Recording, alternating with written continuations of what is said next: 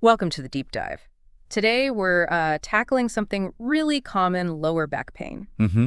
A very familiar issue for many. Yeah, and we're going to unpack a specific case.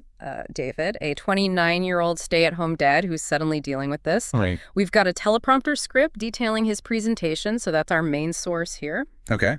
And the mission really is to understand all the different pieces involved in this kind of pain. It's often more than just one thing, right? Absolutely. It's usually multifaceted. Yeah. And this case, David's case, is great because it outlines not just the physical side, but also his lifestyle, maybe even his mindset. So let's dive in. What happened? Well, 5 days ago, pretty suddenly, he felt this sharp pain in his lower back. Doing what? Anything strenuous? Not really, just twisting to get out of his car. Wow, just a simple twist. Where's the pain exactly? Right at the base of the spine. Importantly, the script says no pain shooting down his legs, no radiation. Okay, that's useful info. But it's bad enough that it's affecting his daily life. Yeah, he's finding it really tough to do the everyday things involved in looking after his kids. He has a 1-year-old and a 3-year-old. Bending, lifting. Oof. Yeah, that's constant with little kids. It makes you wonder, though, how such a seemingly small movement could, trigger something this significant. That's a really key point. Often, these small incidents are just the final trigger. There might already be some underlying vulnerability, some weakness or imbalance building up. And speaking of background, there's a really interesting piece here. Just a year ago, David wasn't a stay-at-home dad. Right, he had a completely different job, bricklayer. That's incredibly physically demanding work. Huge contrast to being a primary caregiver at home. A massive shift. And you might think being at home is less physical, but it involves very different kinds of physical stress. Lots of bending, lifting kids, carrying them.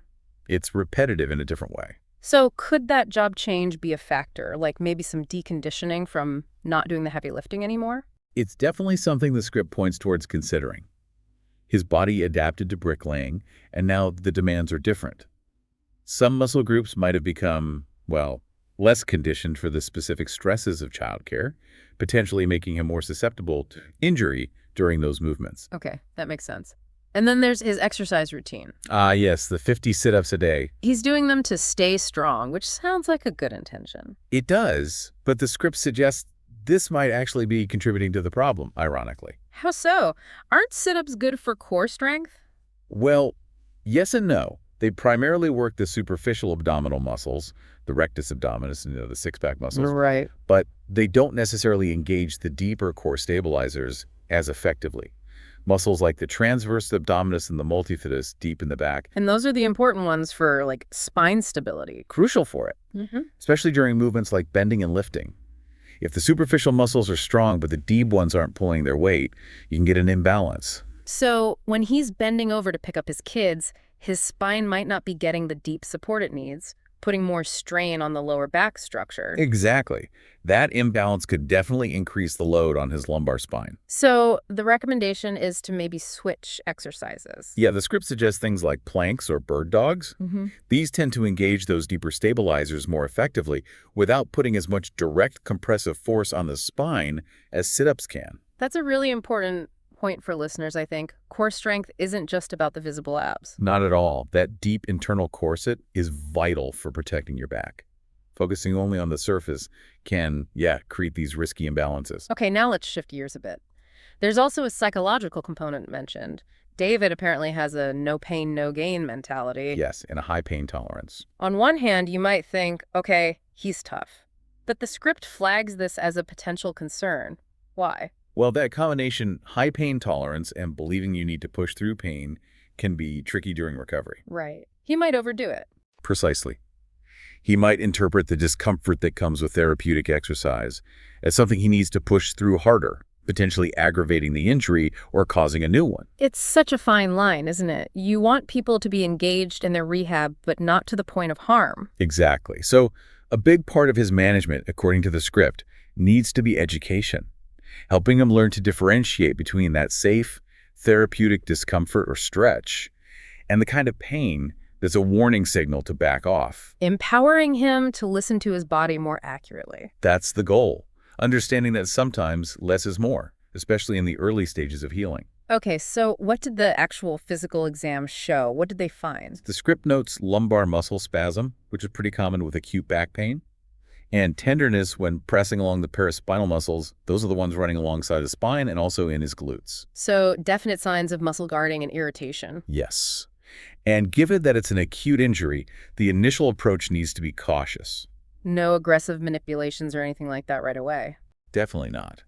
The priority initially is pain reduction and calming those muscle spasms. The script recommends gentle approaches. Like what? Gentle myofascial release, maybe some positional stretches that feel comfortable, and using ice or possibly heat therapy, just trying to settle things down. Makes sense. And then the script introduces a different angle, traditional Chinese medicine, TCM. Yes, which is quite interesting here. It frames the tension David's experiencing in terms of channel theory. Okay, explain that a bit. So in TCM, they talk about pathways of energy, or qi, called channels or meridians. Pain or tension is often seen as stagnation, like a blockage, in the flow of qi and blood along these channels. And for David's lower back and glute tension. The script suggests this aligns with stagnation in the bladder and gallbladder channels, which run through those areas. Okay. And how does that translate into treatment? Well, it suggests using acupressure on specific points along those channels thought to influence the lower back. Which points are mentioned? BL23, which is called kidney shu, located on the lower back. BL40, Weisheng, which is actually behind the knee but strongly influences the back.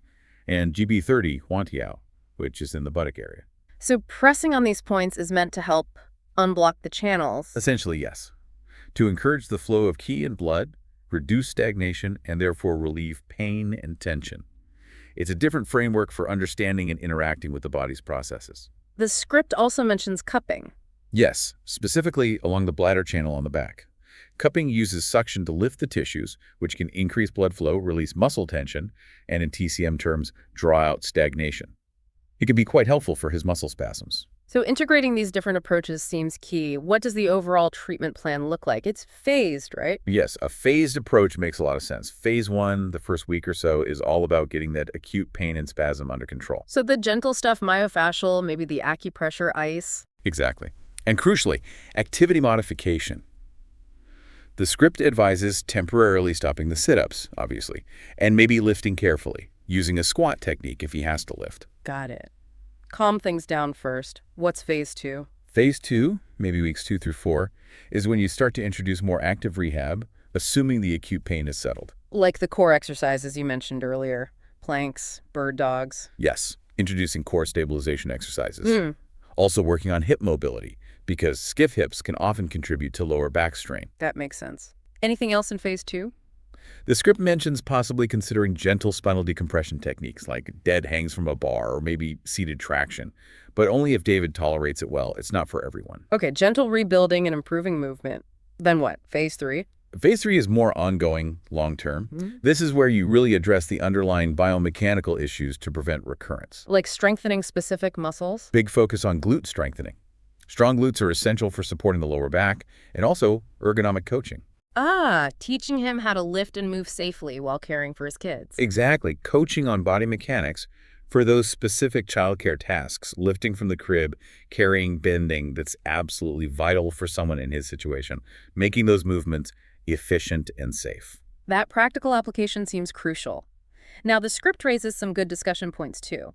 One is that challenge of balancing David's eagerness, especially with that no pain, no gain mindset, with the need for careful, paced rehab. That's a huge challenge in practice. How do you keep him motivated, but prevent him from pushing too fast?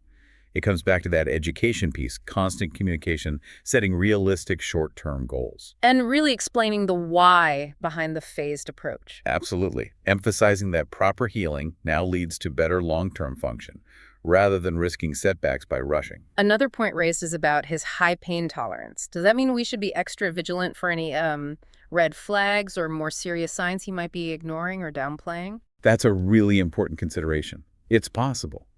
So thorough assessment is key, and continually checking in about any changes in symptoms, numbness, weakness, bowel, or bladder, changes the standard red flags, even if he says the pain isn't that bad. Better safe than sorry, especially if his perception of pain is a bit different. Right, and educating him on what those specific warning signs are is also part of it. The script also briefly mentions other potential therapies like gua sha or kinesiotaping.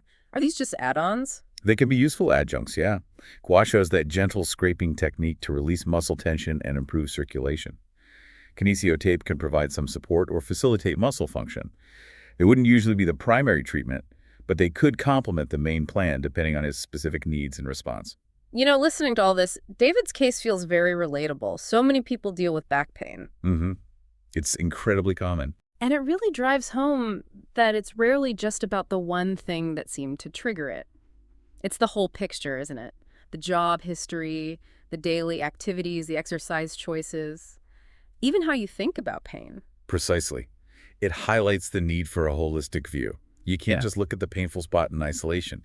You have to consider the person's life, their habits, their history. So for our listeners, maybe someone dealing with their own back twinges or just thinking about preventing issues, what's a key takeaway from David's story regarding their own habits?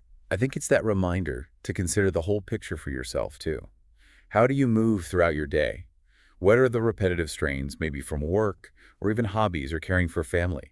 Is your exercise routine truly balanced and supporting your spine, or could it be creating imbalances like David's sit-ups potentially were? It's about being mindful of those connections. Yes, the connection between lifestyle, movement patterns, exercise, and potential pain. And also perhaps reflecting on your own relationship with pain or discomfort during activity. So wrapping this up, the big takeaways are really about seeing the whole person, right? Lifestyle, biomechanics, psychology, all matter. Absolutely. And the value of a structured, phased approach to recovery, starting gently and progressively building up. And it's also shown how integrating different perspectives, like bringing in TCM alongside the biomechanical view, can offer a richer toolkit.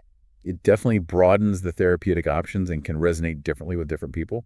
A holistic perspective is often the most effective. It really makes you think, doesn't it, about our own daily movements, the things we do automatically. Are we moving in ways that support our bodies or potentially setting ourselves up for problems down the line?